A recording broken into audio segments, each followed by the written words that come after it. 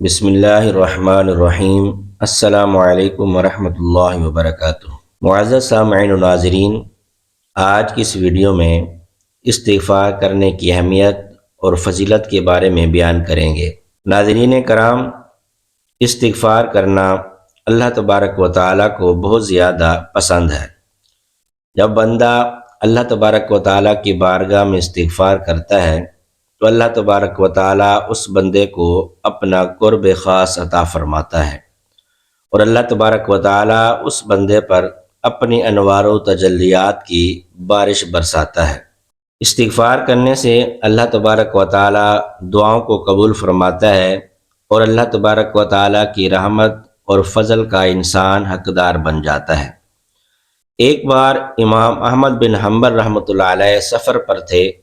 ایک قصبے میں رات ہو گئی تو نماز کے بعد مسجد میں ہی ٹھہرنے کا ارادہ کر لیا۔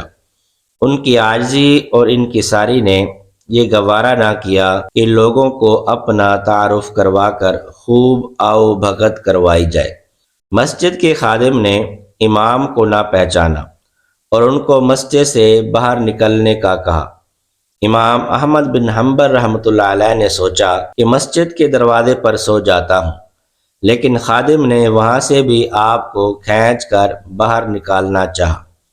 یہ تمام منظر ایک نان بائی نے دیکھ لیا جو مسجد کے قریب ہی تھا۔ اس نان بائی نے امام احمد بن حنبل رحمۃ اللہ علیہ کو اپنے گھر رات ٹھہرنے کی پیشکش کر دی، جبکہ وہ امام کو جانتا بھی نہیں تھا۔ امام احمد بن حنبل رحمۃ اللہ علیہ جب اس کے گھر تشریف لے گئے تو آپ نے دیکھا کہ نان بھائی کام کے دوران بھی کثرت سے استغفار کر رہا ہے۔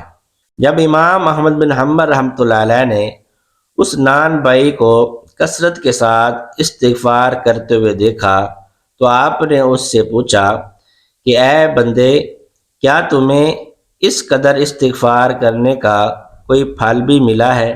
تو نان بھائی نے جواب دیا کہ میں نے جو بھی مانگا اللہ تبارک و تعالی نے عطا فرمایا، ہاں ایک دعا ہے جو ابھی تک قبول نہیں ہوئی۔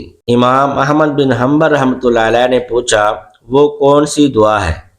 تو نان بھائی نے کہا کہ میرے دل میں کچھ دنوں سے یہ خواہش مچل رہی ہے کہ امام احمد بن حنبل رحمۃ اللہ علیہ سے ملنے کا شرف حاصل کروں۔ امام احمد بن حنبل رحمۃ اللہ علیہ فرمانے لگے کہ میں ہی احمد بن حنبل ہوں۔ اللہ تبارک و تعالی نے نہ صرف تمہاری دعا سنی بلکہ مجھے تمہارے دروازے تک کھینچ کر لایا۔ ناظرین کرام، اس واقعے سے معلوم ہوا کہ جو بندہ کثرت کے ساتھ استغفار کرتا ہے تو اللہ تبارک و تعالی اس بندے کی دعاؤں کو قبول فرماتا ہے۔ اور استغفار کرنے کی اہمیت کا اندازہ اس بات سے بھی لگایا جا سکتا ہے کہ حضور علیہ الصلوۃ والسلام ارشاد فرماتے ہیں، اے لوگو، اللہ تبارک و تعالیٰ کی بارگاہ میں استغفار کیا کرو۔ میں خود بھی اللہ تبارک و تعالیٰ کی بارگاہ میں دن میں 100 بار استغفار کرتا ہوں۔ اللہ تبارک و تعالیٰ ہم سب کو کثرت کے ساتھ استغفار کرنے کی توفیق عطا فرمائے، آمین۔